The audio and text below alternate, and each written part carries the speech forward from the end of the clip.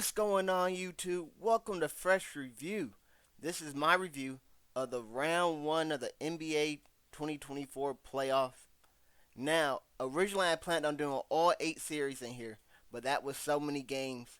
I'm going to reduce it. This will be the Western Conference. And what we will do is we'll start from the worst series, in my opinion, and review each game there, and then go all the way up to what I think the best series is, all in the Western Conference. The Eastern Conference part will be coming out tomorrow, so subscribe if you guys want to see that. In my previous NBA video, I listed the 10 elements I'm looking for whenever I review an NBA game. I appreciate you guys for getting that to over 100 views. I greatly do appreciate that. We are also at a milestone of 10 subscribers. Please subscribe for more content. We got NBA reviews, we got My Hero reviews, and we got Demon Slayer reviews all coming on a weekly basis. I apologize for the gameplay. It will be a little choppy. This is a game where we play the number 51 team in the world, I believe. They're 92 and 2, whatever. So that's the gameplay going on in the background. I think it does get better as the game goes on, but my apologies for the chop. I still don't know how to fix that on my end. I don't know where the technical difficulties lies, but nevertheless, we will review these games going from 0 to 100 on a scale. I gave the scale in my first review. You can look in the description below. You guys want to see the scale. It ranges from indescribably bad to legendary. Now, without further ado, let's start with our worst series in the Western Conference, and that is Pelicans vs. Thunder. Now, the Thunder are the youngest one seed to ever be in the playoffs. Unfortunately, this youth led to a lot of people calling them the worst one seed ever, and I totally disagree with that. I believe that this Thunder team is better than the Donovan Mitchell and Rudy Gobert Utah Jazz team of 2021, and that's just recent memory. There could be other number one seeds that weren't that good, but one that came to my mind was the young rookie Jason Tatum Celtics, but they were actually a 2 seed. So I didn't think, but so that's one that came to my mind. But out of the 1 seeds, the Utah Jazz won in this Thunder team. I think the Thunder would win since SGA is a legitimate MVP candidate, and Donovan Mitchell was on that cusp, but he never got to that MVP level in my opinion. Plus, the last time we saw this Thunder team in the playoffs, it was when CP3 led them there in the 2020 bubble. So some of those OKC players still remain. Lou Dort, SGA, for example, they got a little bit of experience. I think that's kind of forgotten about. But nevertheless, for the Pelicans, they were missing Zion Williamson for the series, perhaps their best player.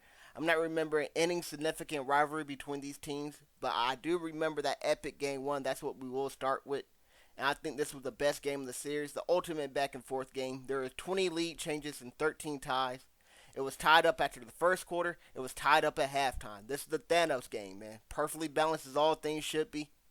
At the end of the third quarter, Gordon Hayward blocked Jose Alvarado. That transitioned into an Isaiah Joe three-pointer in the corner to extend the Thunder lead to 6. In the fourth quarter, the Thunder extended that lead all the way up to 10, so they got up to double digits. But the Pelicans showed resolve. They regained the lead after a Brandon Ingram layup. This is about 3 minutes left in the quarter, I believe. Shortly after, an out-of-bounds call happened. Since the referee didn't know who touched the ball last, they ruled the jump ball. So jump ball is 50-50. You won the jump ball. You kind of get possession, whatever case may be. But the Thunder thought the Pelicans touched it last, so they challenged the call. And the challenge was ruled in favor of the Pelicans. So instead of it being a 50-50 jump ball, the Pelicans gained possession because of Oklahoma City's Thunder challenge. This blunder by OKC was unbelievable. We talk about inexperience. That might have been inexperience in coaching. In other words, instead of a 50-50 jump ball, the Thunder challenged it. And because the referees could clearly see the ball was last touched by the Thunder, the Pelicans got the ball instead. Talk about an Uno reverse card. OKC still managed to get a stop. SGA hit a mid-range jumper to tie the game up. With 1 minute left in the game, Larry Nance Jr.'s layup is rejected by Chet Holmgren. SGA hits an N1 Eurostep floater over CJ McCollum. That extends the lead to 3. CJ responds with a spin jumper to cut the lead down to 1. The Pelicans intentionally fouled Chet Holmgren, who splits the free throw. Now they're down 2. CJ McCollum shoots a leaning three-pointer for the win, but bricks off the rim. And the Pelicans lose by 2 at the buzzer. OKC takes a 1-0 lead. I'm scoring that game a 90 out of 100. I could see it ranging anywhere between 87 to 94. I thought that was an amazing game. The next two games were not amazing whatsoever. They were absolute blowouts. The Thunder won in game 2 by 32. The Thunder won game 3 by 21. Both those games I thought were bad. I'm scoring game 2 a 25, anywhere ranging from 21 to 30. And then I'm scoring game 3 a 28, anywhere ranging between 25 and 32. Now we got game 4, the closeout game. The Pelicans, the Thunder had a 1 point lead at halftime. The Pelicans were up early in the fourth, but Josh Giddey hit 3 clutch threes. He was stroking that thing. And we know how Josh Giddey gets when he's stroking that thing. The first reduced the lead. The second 3 tied the game. And the third 3 gave OKC the lead. Once OKC gained that lead halfway through the fourth, they never lost it. The first game was amazing, like I said. The second and third were really bad. And I thought game 4 was really good. I give that one a 78 out of 100. I can see it ranging anywhere between 74 to 80, though. Now, the overall grade I'm giving the series is a 48 out of 100. I thought it was average, right?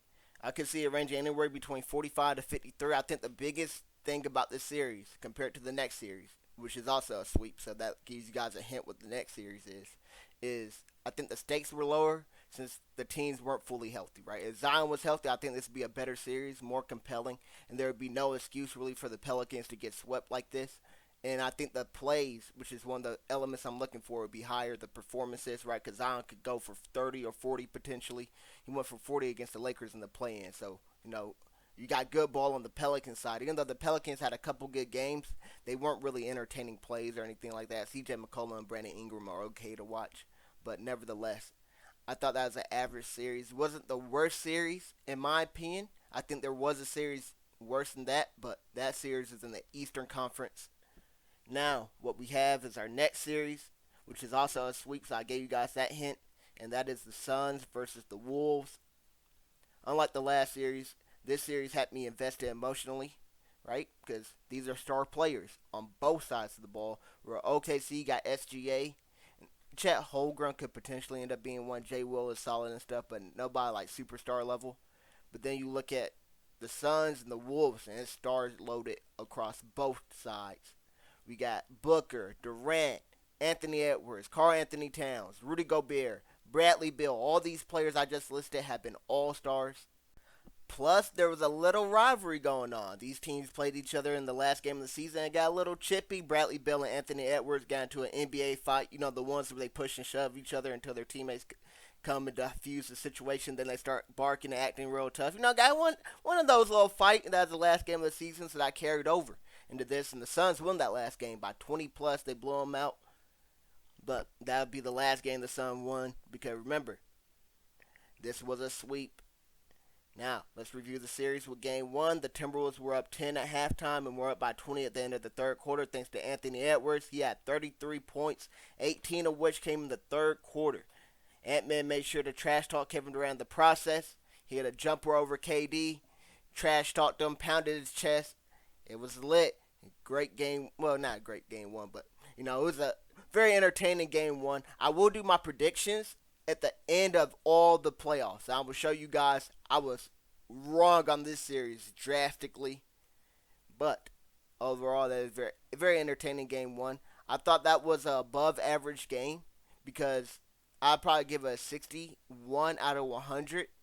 It was entertaining. Like I said, there were stakes and kind of a rivalry brewing between the teams, and I am emotionally invested into this one because I do think both teams got a chance to win, and it's more star-studded, more like the Pelicans Thunder. Like I could care less really.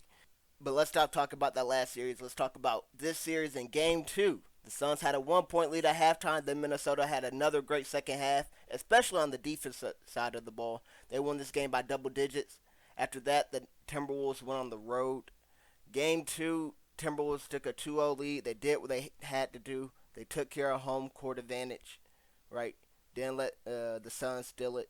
I thought Game 2 was kind of worse than Game 1 in the sense that Game 1 was like hype, the entertainment level and stuff like that, more memorable to me.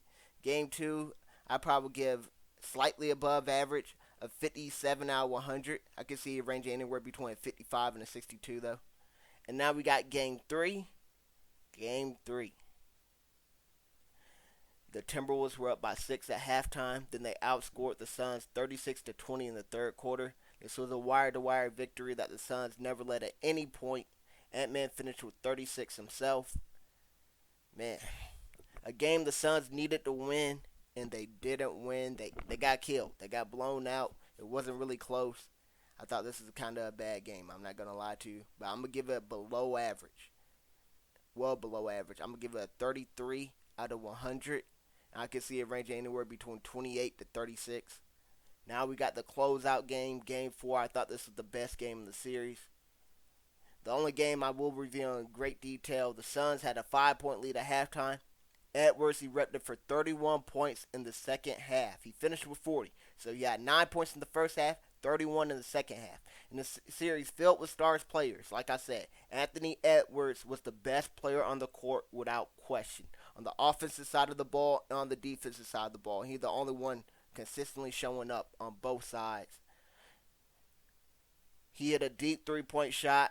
He hit a post fadeaway over Bradley Beal, blocked Devin Booker's dunk attempt, hit a step back corner three over Bradley Beal, then to cap it all off, he drove back past Bradley Beal and delivered a tomahawk poster on Kevin Durant's head, essentially ending the Suns season in style. And all that happened in the fourth quarter. He got busy on offense and defense. I don't know where the Suns go from here, to be honest. They got swept, and there only one game was close. Right, so Bradley Beal fouled out a game for 9 points. You need more than that from a player on a supermax contract, right? The Suns are undersized. They don't have elite defenders. They don't have a true point guard. They don't have any depth off the bench. They're a poorly constructed team that's getting older, and I think their championship window has closed. You might want to consider blowing it up, but hey, that's just me. And the Timberwolves killed you guys 4-0 this year. And Anthony Edwards is still young, and he's going to keep getting better and better. And we expect Durant to probably start getting worse and worse. I just don't see how they compete, especially when they lost to the Timberwolves. No disrespect to them, but the Timberwolves are in a comp game with the Nuggets right now. So even if the Suns would have beat the Timberwolves, like, who was picking the Suns to beat the Nuggets? Nuggets, Wolves, Game 7 coming out Sunday. Can't wait for that one. I can't wait to review that series. You guys should be looking forward to that. If you are, go ahead and subscribe, hit the like button. Let me know what you think in the comment section down below. Who you got in Game 7, Nuggets versus Wolves. But let's go over to our next series, and that is Mavs versus Clippers. This is the third time these teams have faced each other in the past 5 years in the playoffs. For Game 1, there was no Kawhi Leonard. I expect the Mavs to seize the opportunity, but the Clippers played great team basketball. They had 5 players in double digits. 3 of them went for 20 plus. They also limited the Mavs to just 8 points in the second quarter. As a result, they led at halftime 56-30.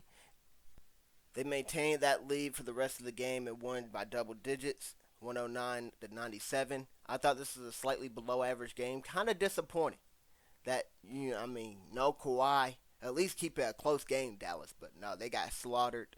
I'm giving this a score of 48 out of 100. I can see it ranging anywhere between 45 to 53. Now, we got Game 2. Kawhi returns for this game here. Game 2 was a great game. Still in LA, of course. And there were 10 lead changes and 9 ties. The Mavs hit 2 clutch threes late in the game to extend their lead to 9. Then Kyrie hit some free throws to seal the game. I'm going to give this an 84 out of 100. I can see it ranging anywhere between 81 to 88. Now we got Game 3. Game 3 was in Dallas. Series tied 1-1. The Mavs erupted for 36 points in the second quarter to take a double-digit lead at halftime. They maintained that lead for the rest of the game. In the fourth quarter, P.J. Washington and Russell Westbrook would both get ejected for pushing and shoving. It was obvious that Kawhi is not 100% in either Game 2 or Game 3. He did not play another game for the rest of the series. The Clippers lost both games with Kawhi. Now they found themselves down in a 2-1 hole. And then that's when we got Game 4. The Clippers. No Kawhi, backs against the wall, a must-win game. You don't want to go down 3-1 without your best player. It's not going to happen, right? Very unlikely they come back from that scenario. And what do? How do they respond? They take a 55 to 24 point lead in the second quarter. That 31-point lead was short-lived because the Mavs would go on a 52 to 23 point run over the net 17 minutes of action to cut the lead down to 2. And they were only down 4 heading into the fourth quarter. The Clippers would extend their lead back to double digits. The Mavs would respond by going on a 12-1 run to tie the game at 98-98 with 5 minutes remaining. Harden would restore the Clippers' lead by scoring 3 consecutive buckets. Kyrie would answer by hitting a deep three-pointer over Paul George, followed by a miraculous acrobatic layup over 3 Clippers defenders to give the Mavericks a 1-point lead. This was nonsense. The fact he went up with this was ludicrous. I'm like, you got 2 people open. The fact he made it was even crazier. Needing a bucket, the Clippers still, like I said, down 1. Paul George goes into his bag of tricks, hit a heavily contested step-back three-point shot in the right corner. This shot gives the Clippers the lead back. Then Harden hits back-to-back floaters to essentially seal the game. Harden, George, Kyrie, Luka, they all showed up and showed out in this game. This game was spectacular. Well, I doubt the best game of the series.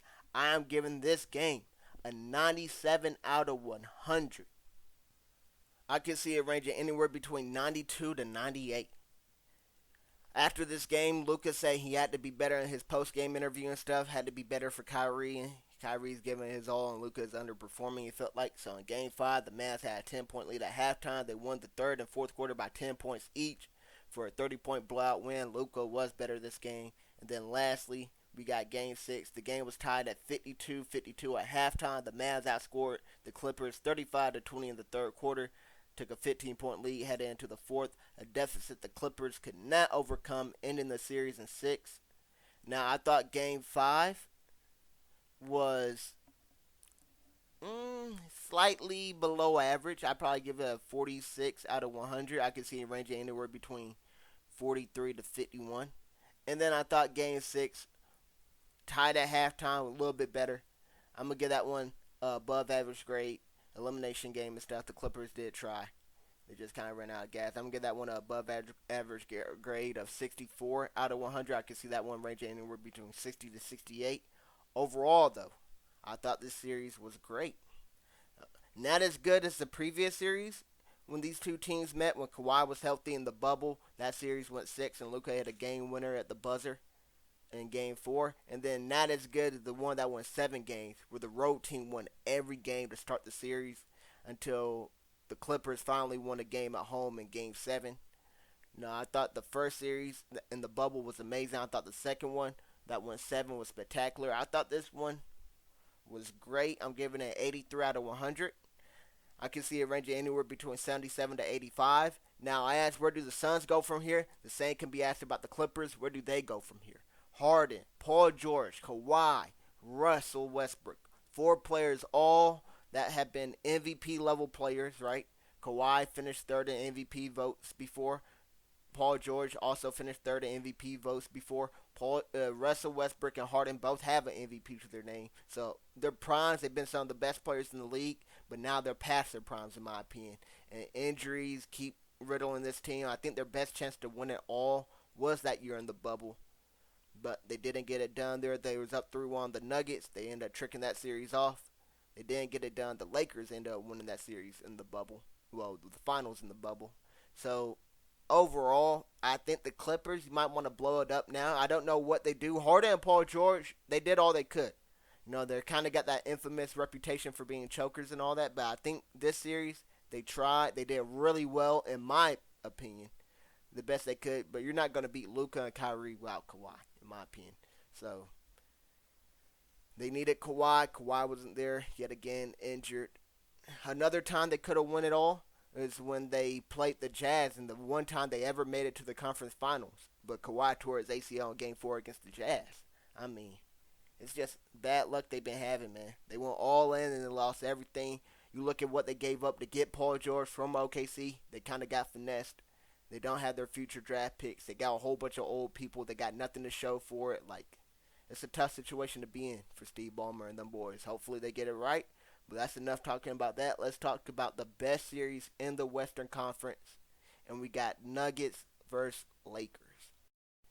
Now, I know some of you guys might be confused on how a series that went only 5 games is better than one that went 6 games, or a series that was 3-0 at one point and then ended in 5, gentlemen sweep, is better than one that went 6 games that was tied 2-2 at one point. I do take into account the series stuff, right? I have a category in my elements called leads ties, lead changes, ties, comeback and runs, and all that stuff does matter. But full disclaimer, my favorite team is the Lakers. So when it comes to emotional investment, I could be a little bit biased about that. I will acknowledge the biases. I could lie. I try to be as objective as possible, but my favorite team is the Lakers, and my favorite team to watch is the Denver Nuggets. I do think that Jokic is the best player in the league. I like how he plays the game. I think he plays it the right way, 100%, where it comes to scoring, passing. I think if you look in the gameplay, I kind of play like Jokic at the PG position and stuff. I like to pass a lot, like to shoot a lot, like to dunk if it's needed, whatever the case may be, whatever I think my team needs for me to do. So, I mean, I think this is the best series, though. Objectively speaking, let me know what you guys think of the best Western Conference series that happened. We will dive into this, starting with Game 1. The Lakers would take an early 12-point lead, but the Nuggets would rally and win by 11. Nikola Jokic, Aaron Gordon, Jamal Murray, and Anthony Davis all had double-doubles in this game. I thought this game was well above average. I'll give it a 68 out of 100. I can see it ranging anywhere between 65 to 72. But now we got Game 2. A must-win game for the Lakers, in my opinion. I don't think you can go down to a team 2-0, a team as good as Denver, and then come back and beat them, right? So it's kind of the opposite of I feel like the Nuggets could go down 0-2. Kind of not at home. That is kind of crazy how they're doing the Timberwolves. Giving 2 games on your home court is crazy to the other team.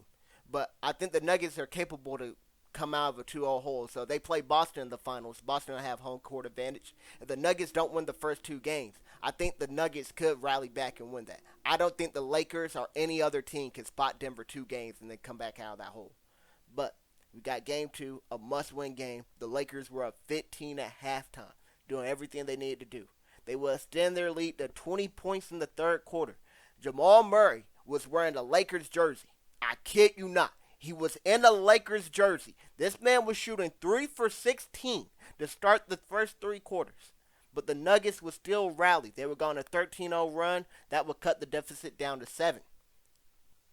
In the fourth quarter, the lead would be cut down to 2 points. LeBron would hit back-to-back three-pointers from the top of the key to extend the Lakers' lead to 8. Later that quarter, Jokic would convert an N1 layup to cut the Lakers' lead down to 1. That's when LeBron would get a clutch steal, then convert the fast break into a dunk over Jamal Murray. That would give the Lakers a 3-point lead before chaos transpired shortly after. Jokic threw up a wild three-pointer, hosted drawing a foul. Aaron Gordon kept both his feet in bounds while he was falling out of bounds like he was Antonio Brown. I kid you not. But not only did he save this wild shot Jokic took up, he turned it into a dime to a wide-open Michael Porter Jr., who tied the game up with a 3-ball. Oh, my goodness. Now, with 50 seconds left, the score is tied 97-97. LeBron drives for a layup that restored the Lakers' lead. With 30 seconds left, Jamal Murray would hit a step-back jumper over LeBron James that tied the game at 99 all. This shot was huge because it was also a 2-point-1, meaning that the Nuggets will have the final shot as long as they don't allow an offensive rebound. LeBron James would drop Kentavious Caldwell-Pope with a snatchback, have a wide open look at the 3 from the top of the key. He had 2 threes there earlier this quarter. Didn't hit this one. He missed it. The Nuggets got the ball. There were about 10 seconds left when LeBron took the shot. Some people think he should have took it, should have held it, but I don't think you get a better shot than that. The Nuggets got a rebound. They had a timeout, but they decided not to use it. Jamal Murray got the ball from the left side. He drove right and then got all the way to the right baseline area, hit a step-back mid-range jumper at the buzzer over Anthony Davis. Well contested. A lot of people didn't like LeBron's shot. Like I said, I had no problem with it. I live with LeBron shooting that shot every time.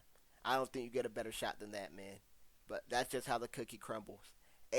Jamal Murray hits a contested mid-range jumper. LeBron James misses a wide-open 3. It is who it is. You hate to see it, but that's how the game ends. And I thought that game was absolutely spectacular. I'm giving that game a 99 out of 100. I could see it ranging anywhere between 95 to 100. I think you got to acknowledge that one as a spectacular one. Even when the Nuggets were down 20, maybe I'm biased here. I got so much confidence in the Nuggets being the best team. Even when they were down 2-0 to the Timberwolves, I wasn't afraid of them losing that series. When they were down 20 points to the Lakers, my Lakers in game 2, I wasn't certain we were going to win this game. I was still like, there's a chance we could blow this lead. And sure enough, we did. In that game, Anthony Davis had another 30-point double-double. If I'm not mistaken, 30 of his 32 points came in the first half. He only had 2 in the second half, if I recall correctly. LeBron was fantastic. He had 26 points, 12 assists, 8 rebounds. D'Angelo Russell hit 7 3-pointers, tying the franchise playoff record. For the Nuggets, Jokic had a monstrous triple-double, 27 points, 20 rebounds, 10 assists. Porter Jr. and Jokic shot 8 for 14 combined for the three-point line. The rest of the team, the Nuggets team, went 0 for 20 behind the arc, and they still won. I kid you not. When I say Jamal Murray really had a purple and gold jersey on, I looked at La GM like, bro, did you trade for this man at halftime? The whole Nugget squad was selling besides Porter and Jokic when it came to shooting. It was outlandish, but Murray heated up in the fourth quarter, and like I said, he hit the game winner. He shot 6 for 8 in the fourth quarter after shooting them into the hole. He shot him out of the hole, including the buzzer beater. Murray did it to us again. They got revenge for the game 2 in the bubble. You remember Anthony Davis hit a game winner in game 2 in the bubble that gave the Lakers a 2-0 lead in the series. Jamal Murray and them boys got revenge.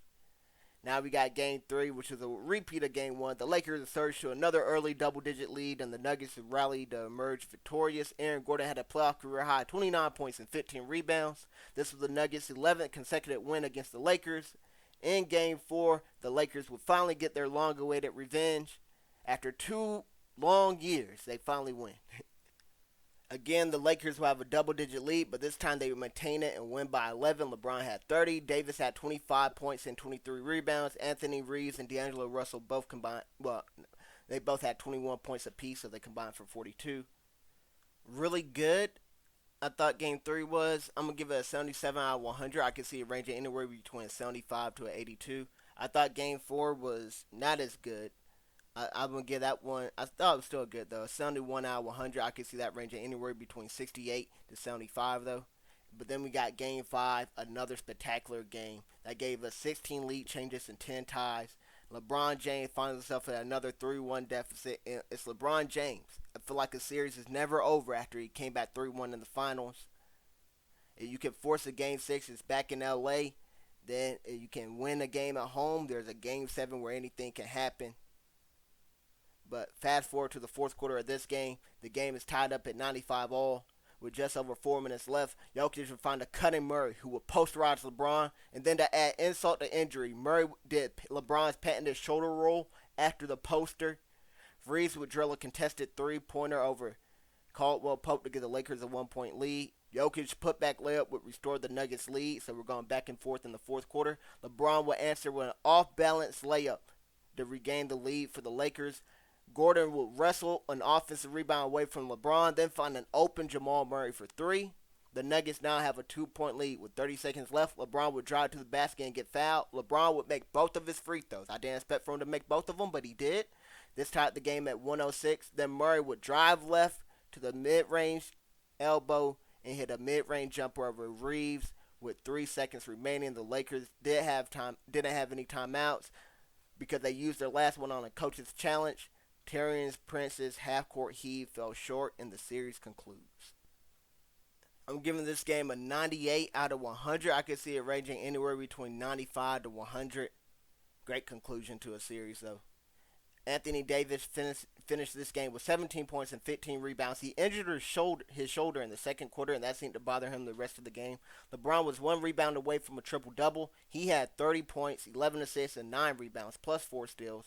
Reeves and Russell and Rui Hachimura all scored double-digit points. On the other hand, Murray had 32 points and Porter Jr. had 26. Jokic was 1 assist away from a triple-double. He finished with 25 points, 20 rebounds, and 9 assists. Before the game, Murray was questionable with a calf strain. He must have gotten hurt from kicking our ass for the past 2 years. This man broke our hearts twice in the same series. This man is heartless. He doesn't care about anyone.